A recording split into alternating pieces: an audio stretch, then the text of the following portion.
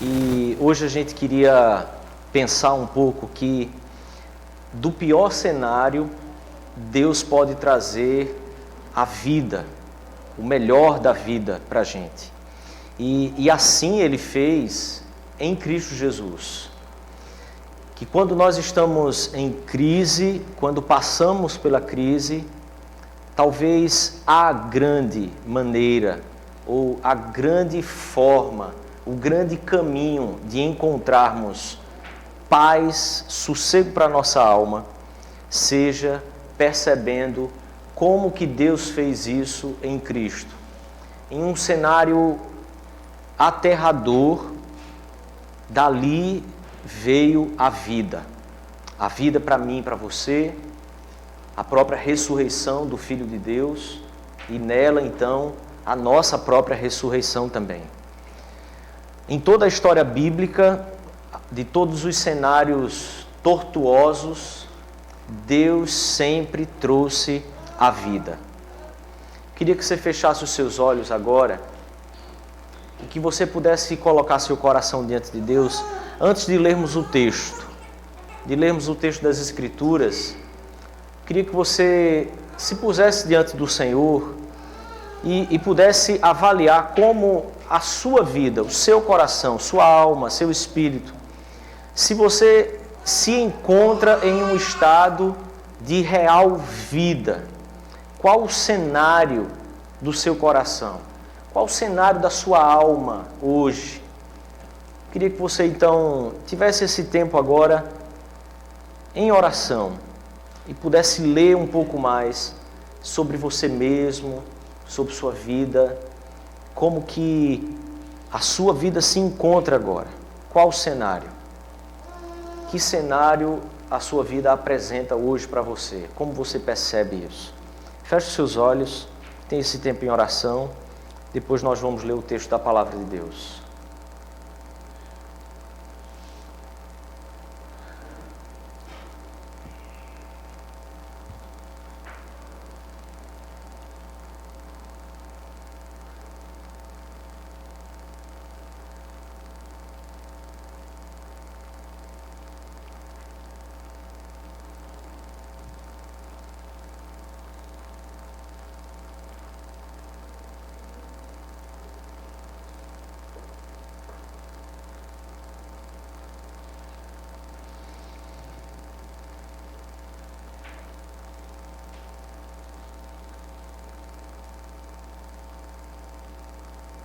Santo Espírito do Senhor, nos conduz aqui, ilumina os nossos olhos a entendermos a Tua Palavra, a compreendermos a Tua vontade, os Teus propósitos, as Tuas ordens para a nossa vida, Pai. Em nome de Jesus. Amém, Senhor. Vamos ler um texto da Palavra de Deus. Está na primeira carta de Pedro, capítulo 2, a partir do versículo 18. Eu quero ler com você. O texto também está aí na projeção. Se você estiver sem Bíblia, você pode acompanhar então.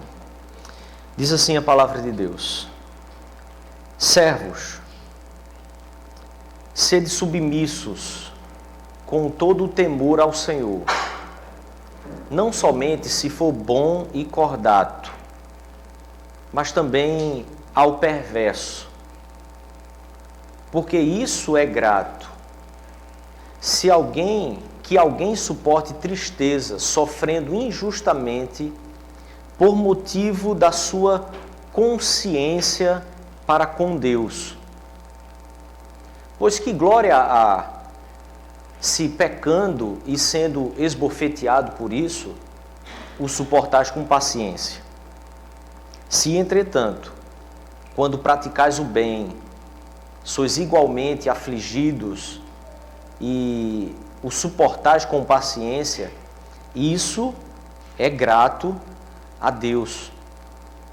Porquanto para isso mesmo fostes chamados, pois que também Cristo sofreu em vosso lugar, deixando-vos exemplo para seguires os seus passos, o qual não cometeu pecado, nem dolo algum se achou em sua boca.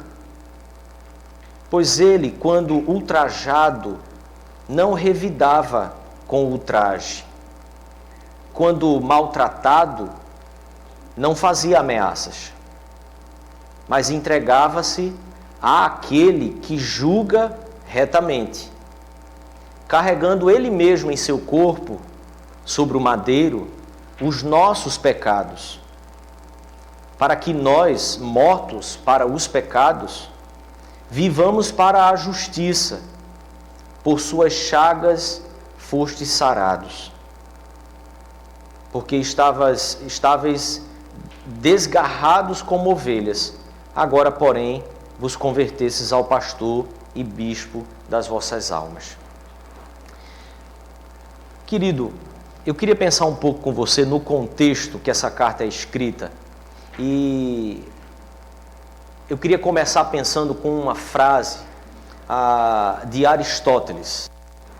Aristóteles viveu 384 anos antes de Cristo. E Aristóteles fala sobre os escravos dessa forma, que está aí. Não pode haver amizade nem justiça com relação às coisas inanimadas. Certamente, nem mesmo para com um cavalo ou um boi, nem para com um escravo como escravo. Porque o amor e o escravo nada têm em comum. Um escravo é uma ferramenta viva, assim como uma ferramenta é um escravo inanimado. Pedro começa falando aos irmãos, chamando-os de servos. E a palavra servos aqui é uma palavra que é melhor traduzida como escravos. Agora, esses escravos que Pedro se refere não eram aqueles escravos que no nosso imaginário nós temos aquelas pessoas que viviam a levar chicotadas, chibatadas, que viviam no tronco, longe disso.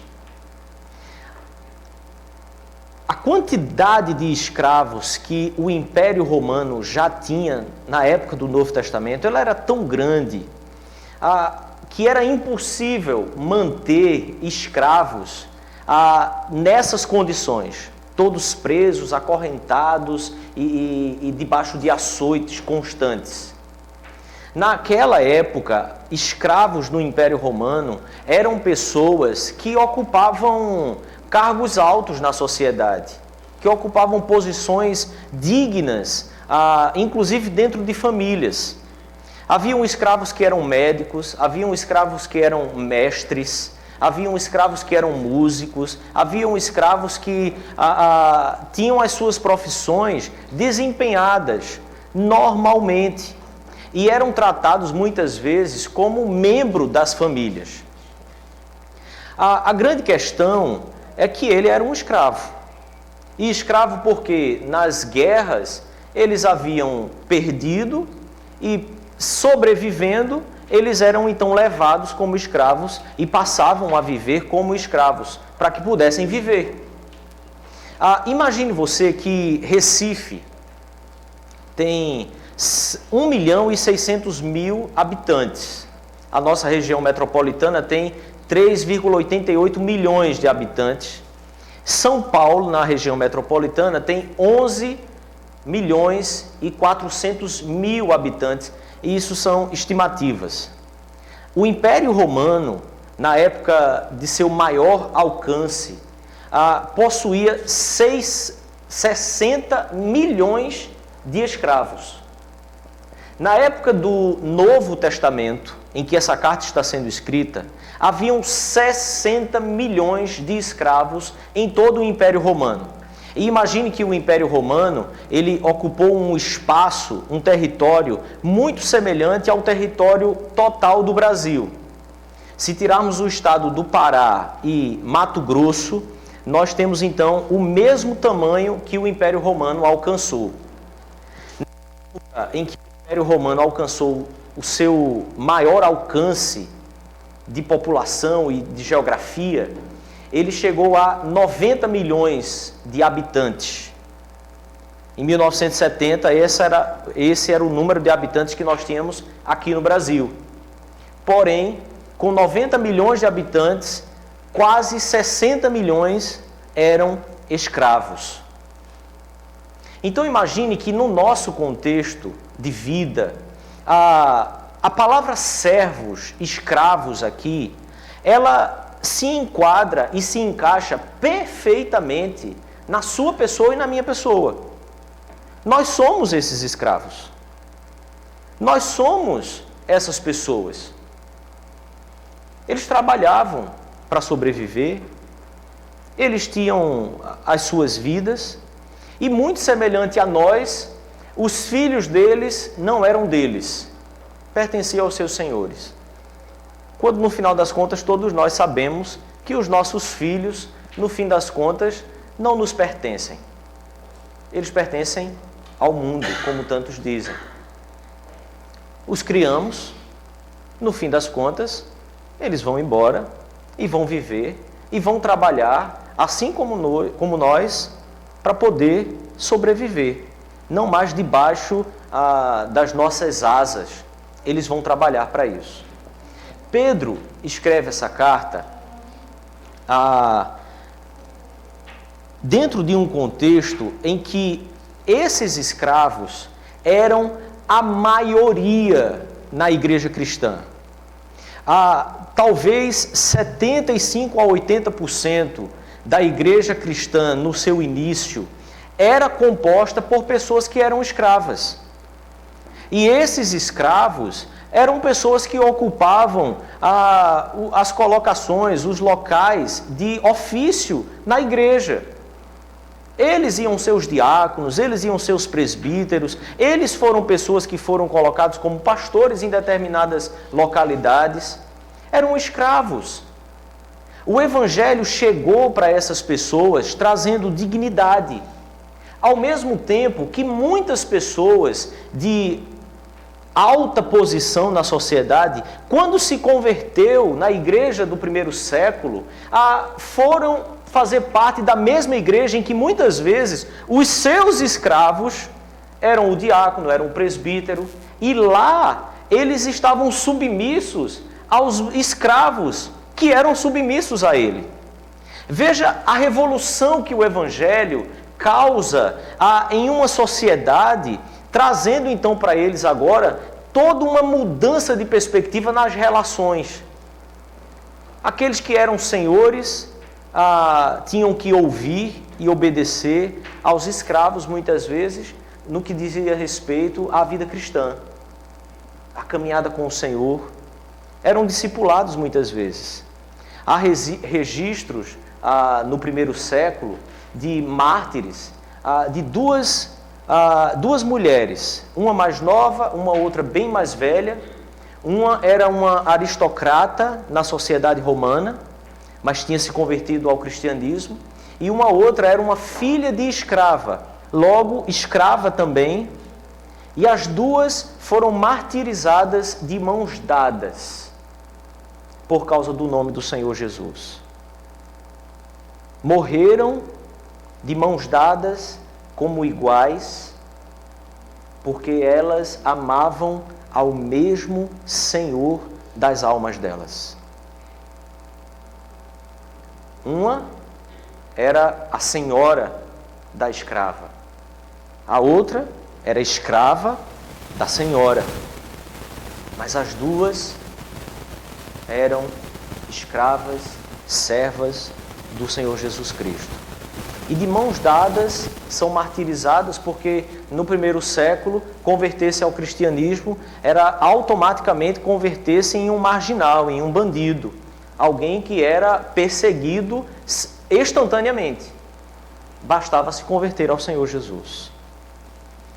Volte seus olhos para o texto mais uma vez, se puder colocar aí na projeção. Pedro diz assim aos irmãos: sede submissos com todo o temor ao vosso Senhor, não somente se for bom ao cordato, mas também ao perverso. Porque isso é grato, que alguém suporte tristeza, sofrendo injustamente, por motivo de sua consciência para com Deus. Quando Pedro diz aqui que nós precisamos viver dessa forma por causa da consciência, Pedro está nos falando sobre a mente cristã. Aquilo que Paulo fala em 1 Coríntios, dizendo que nós temos a mente de Cristo. Pedro está falando sobre a mente, a consciência que foi transformada, convertida, regenerada, que recebeu vida pelo Espírito de Deus. E por causa dessa consciência, a nova consciência de sermos escravos, servos do Senhor Jesus Cristo, a nossa conduta de vida, o nosso modo de vida, ele é transformado. E não apenas na atitude, mas na maneira como nós enxergamos como deveremos caminhar na vida. Se voltarmos o texto um pouco, no versículo 11, Paulo diz assim, amados, exorto-vos como peregrino e forasteiros que sois, a vos absterdes das paixões carnais.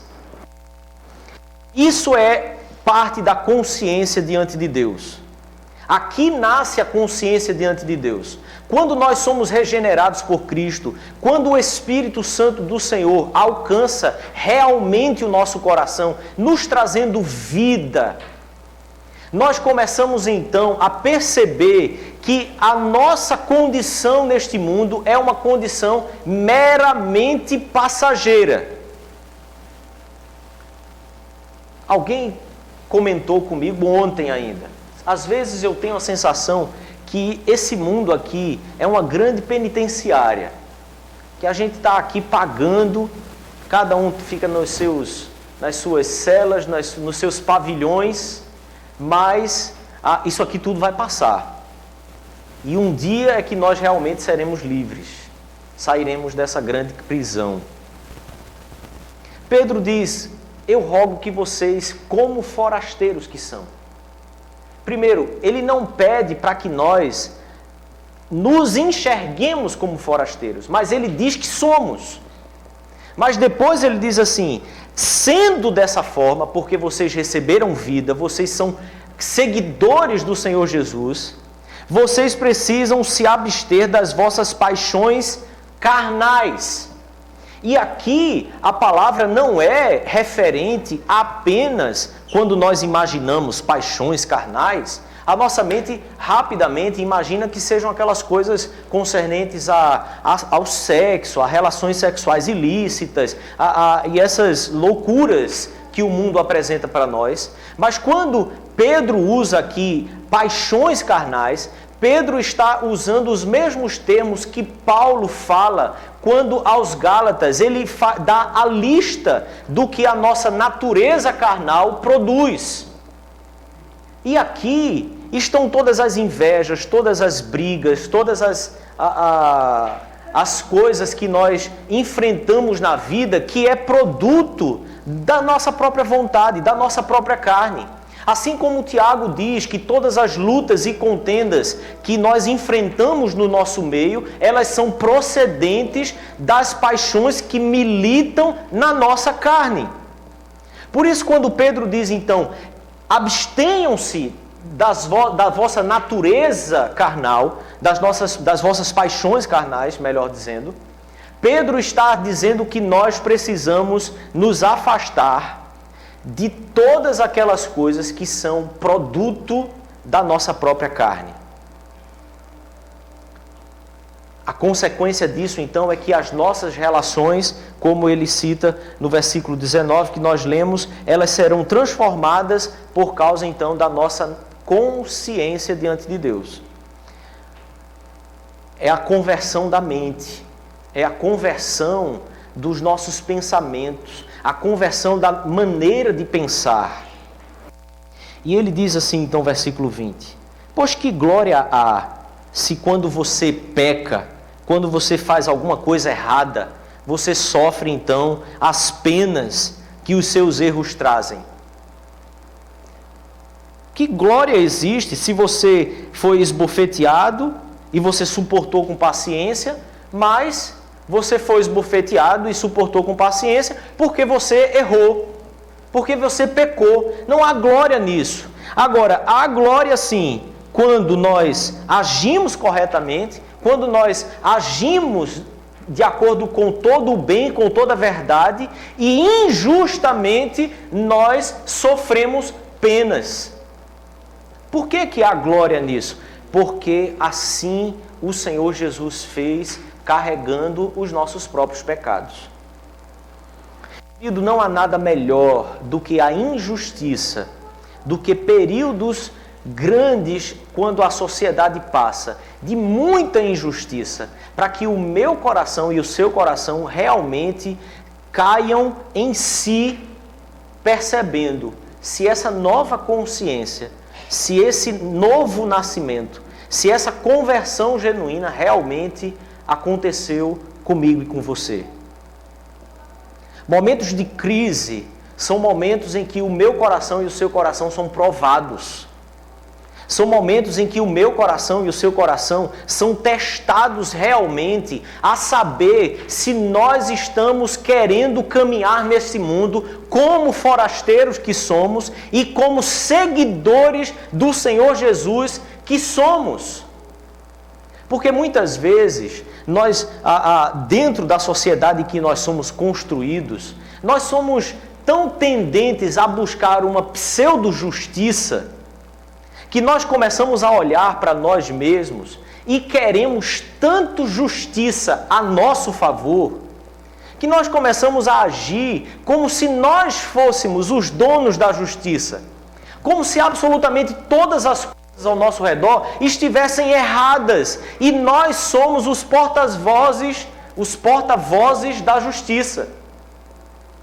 Nós temos sempre opiniões a dizer, nós temos sempre questões a apontar, nós temos sempre coisas a dizer que estão sendo feitas erradas em relação a nós mesmos. E Pedro diz para nós, escravos que somos, nesse mundo que vivemos e forasteiros que somos nesse mundo, eu e você somos dignos quando suportamos a injustiça, mas não por causa de uma apatia, não por causa de uma vida sem esperança que já temos, e aí toda perseguição, toda injustiça que sofremos, nós ficamos apenas lá a receber com tristeza. Pedro diz que somos dignos quando então sofremos a injustiça por causa da nossa consciência para com Deus.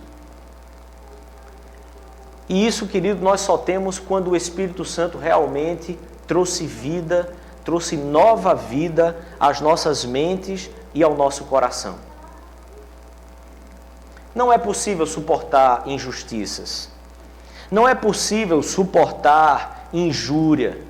Não é possível suportar o pecado alheio. Não é possível suportar a fofoca. Não é possível suportar a maledicência com relação a você mesmo, se o seu coração não está posto no Senhor Jesus. Não é possível suportar nenhuma injustiça, por menor que ela seja, se o seu coração não estiver posto no Senhor Jesus Cristo. Não é possível viver como um servo de verdade, se o nosso coração não estiver posto no Senhor Jesus Cristo. Quantas vezes sofremos calúnias? Quantas vezes achamos que sofremos calúnias? Quantas vezes temos impressões de que coisas estão sendo feitas para nos prejudicar? E o nosso coração começa então, em meio a essas crises, o nosso coração começa a esmorecer, o nosso coração começa a entristecer, o nosso coração começa a andar para trás, a não querer mais a cooperar muitas vezes com as coisas, muitas vezes começamos a não ver nem sentido mais nas coisas. Simplesmente, querido, porque o nosso coração começou a deixar de estar no Senhor Jesus Cristo. Que o exemplo que deu para nós foi o exemplo de carregar os seus pecados e os meus pecados, mesmo não tendo pecado nenhum. A crise, a injustiça, a perseguição é o momento onde o meu coração e o seu coração são postos à prova, para que eu e você saibamos exatamente se realmente recebemos o Espírito de Deus, a nova vida em Cristo, e o meu coração e o seu coração estão postos no Senhor Jesus Cristo e se enxergando como forasteiros e peregrinos que somos nesse mundo.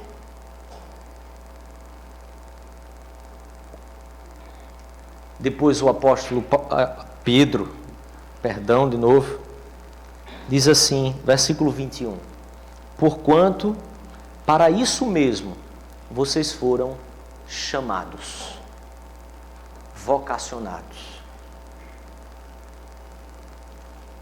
Querido, se você se identifica como seguidor de Cristo, ou como alguém que quer seguir ao Senhor, a nossa vocação é essa. Imitarmos ao Senhor Jesus, inclusive em meio à injustiça. Ou melhor, principalmente em meio à injustiça. Quando perseguidos injustamente. Quando calúnias são ditas ao nosso respeito. Quando coisas falsas são faladas sobre nós. Quem é o seu Senhor? Como Ele suportou?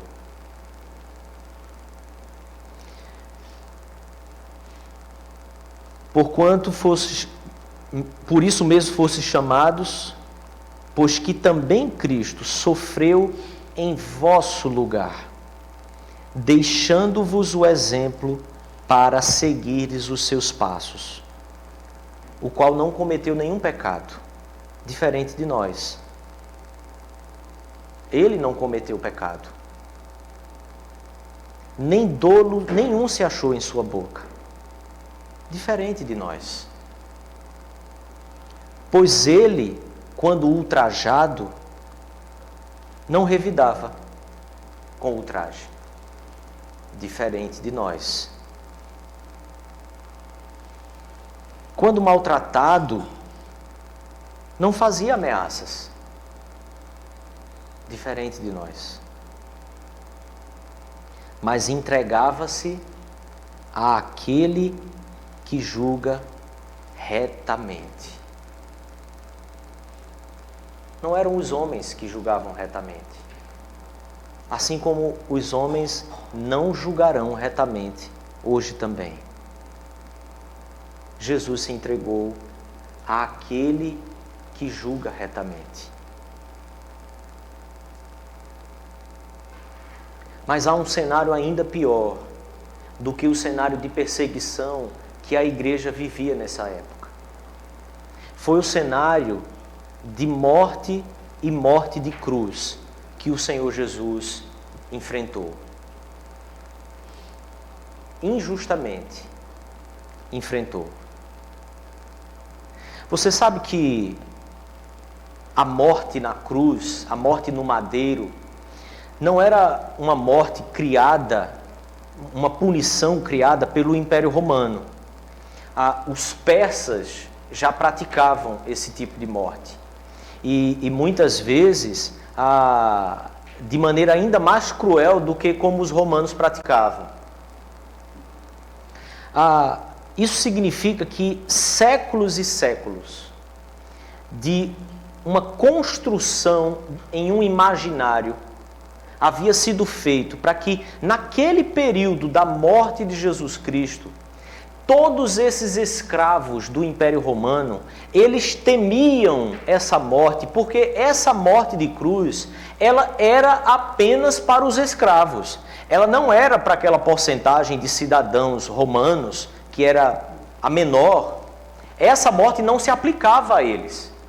A morte de cruz nunca seria praticada com um cidadão romano. Por mais grave que tivesse sido o seu crime, apenas os escravos, apenas aqueles que o Império Romano apossou-se deles, é que recebia essa morte. A morte de cruz era uma morte que as pessoas muitas vezes chegavam a umas 36 horas agonizando em público. As pessoas viam aquilo, as pessoas presenciavam aquilo. Há séculos que os escravos recebiam aquela morte. Existiam os crimes que poderiam ser os crimes de morte de cruz. Logo, os escravos eram pessoas que viviam de maneira muito mansa, porque eles já haviam assistido como que era a morte de um escravo que se rebelasse contra o governo, que se rebelasse contra o seu amo. Eles sabiam como era. Por isso, você pode até imaginar assim, como é que quase 60 milhões de escravos, como é que eles não se rebelavam, né? E tomava conta, porque só mais ou menos 30 milhões é que eram os cidadãos romanos. Os escravos podiam, então, se levantar e tomar conta daquilo ali. Houveram várias tentativas. E muitas delas terminaram exatamente com morte e morte de cruz. Ainda na Grécia, a morte de cruz era praticada, e Alexandre o Grande, por exemplo, de uma vez só, ao conquistar uma cidade, crucificou 2.000 sobreviventes. Eles não morreram na guerra, e ele crucificou aqueles 2.000 de uma vez só, para que servisse de exemplo aos que permaneciam vivos. Aquele que era crucificado, muitas vezes, podia agonizar e ter convulsões por causa de tétano. Imagine você, antes de morrer asfixiado, se debater em febres e agonia profunda por causa do tétano. Esses que passavam mais tempo eram aqueles que tinham sido açoitados menos, e por isso eles sofriam mais na cruz. Os que eram mais açoitados passavam menos tempo vivo na cruz. Foi o caso do Senhor Jesus. Quando o Senhor Jesus foi morto, o Império Romano, de uma só vez, no passado, já havia crucificado 6.000 escravos de uma só vez. Isso em público, para que as pessoas vissem o que acontecia com aqueles que se levantavam contra o império. A vida de Jesus não foi uma vida onde ele viveu sem saber o que era uma morte de cruz. Muito provavelmente, durante a vida do Senhor Jesus, ele havia avistado pessoas sendo crucificadas.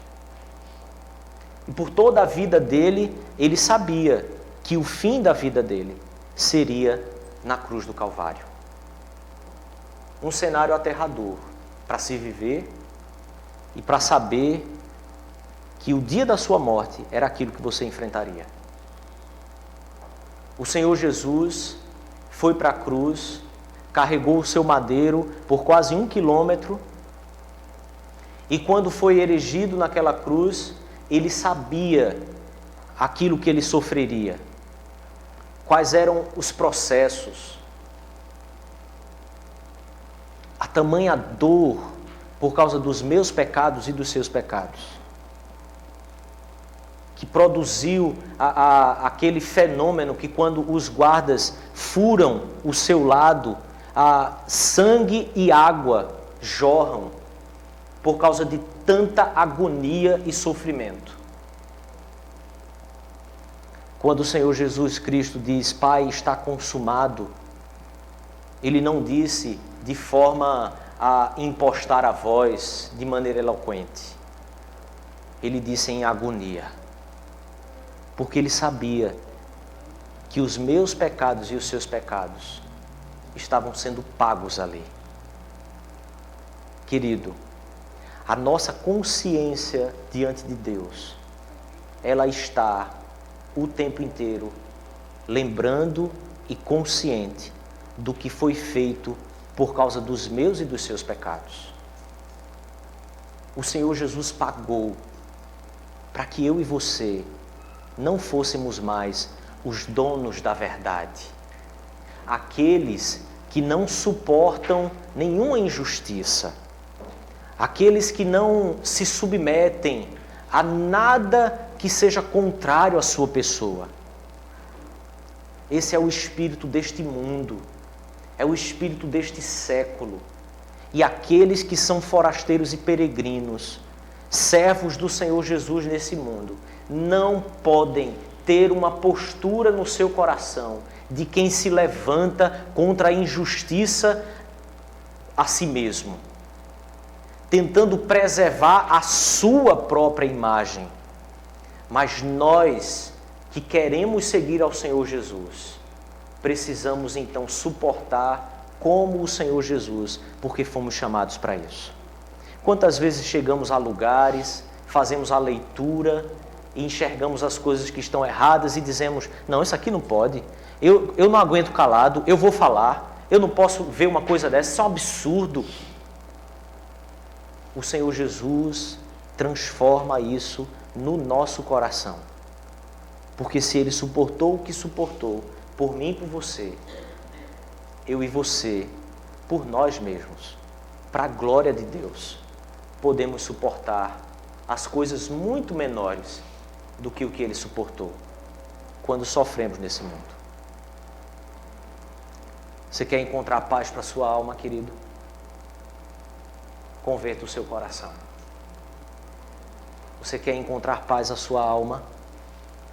Torne-se um humilde servo do Senhor Jesus, que não tem direitos, que não fica reivindicando seus direitos numa sociedade que só nos estimula a buscarmos os prazeres e os direitos o tempo inteiro.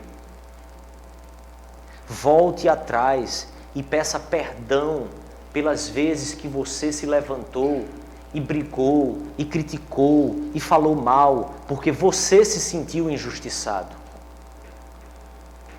Aqueles que servem e seguem ao Senhor Jesus têm o Espírito de Deus e têm a própria mão soberana de Deus ao seu favor. Você não precisa se levantar a seu próprio favor, porque o Senhor Jesus nos chamou para isso. Quando Ele partiu o pão e disse, este é o meu corpo, dado por vós. Esse era o chamado que Ele estava fazendo. Sofri injustamente. Carreguei os pecados que eram seus, para que vocês sigam os meus passos. Talvez você tenha em sua mente pessoas que injustiçaram você. Talvez você tenha muito claro em sua mente o cenário que hoje você vive e que o seu coração está. Mas o Senhor Jesus ergueu o cálice e disse, este é o cálice da nova aliança, em favor de muitos. A nova aliança diz para mim e para você, você não precisa, você não deve olhar o mundo, olhar para si mesmo, olhar para Deus e olhar para o próximo da mesma forma que você olhava antes. O sangue de Jesus lavou e levou todos os nossos pecados. Por isso nós temos a capacidade e o poder de não nos submetermos às paixões da nossa carne, porque o sangue de Jesus nos lavou. Querido, você é chamado pelo Senhor, talvez a converter novamente o seu coração. A conversão não é uma vez só na vida. Talvez hoje seja o dia de você, mais uma vez, dizer: Deus, eu quero colocar novamente o meu coração no Senhor. E como Paulo diz aos Efésios, e assim habite Cristo em vossos corações. Habita em mim, Senhor. Habita em meu coração.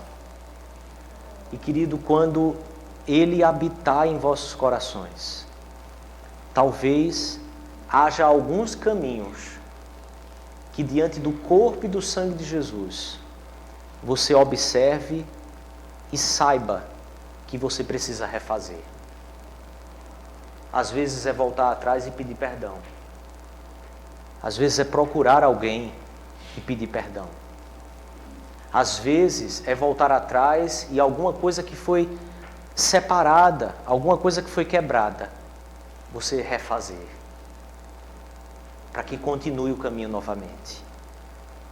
Em Cristo e com o perdão dele, eu e você podemos refazer os nossos caminhos. Porque nós somos forasteiros nesse mundo, peregrinos nesse mundo. Não precisamos nos apegar àquilo que as nossas paixões tanto clamam dentro de nós. Eu e você somos livres. Somos escravos apenas do Senhor Jesus. E por causa do seu grande amor com que Ele nos amou. Eu queria que você fechasse os seus olhos agora. E antes de participarmos dos elementos da ceia, eu queria que você colocasse seu coração diante do Senhor e talvez reconhecesse diante dele: Deus, eu preciso me converter hoje novamente, porque eu tenho brigado, porque eu tenho lutado demais por aquilo que é meu, por aquilo que eu acho, por aquilo que eu quero, por coisas que são simplesmente passageiras.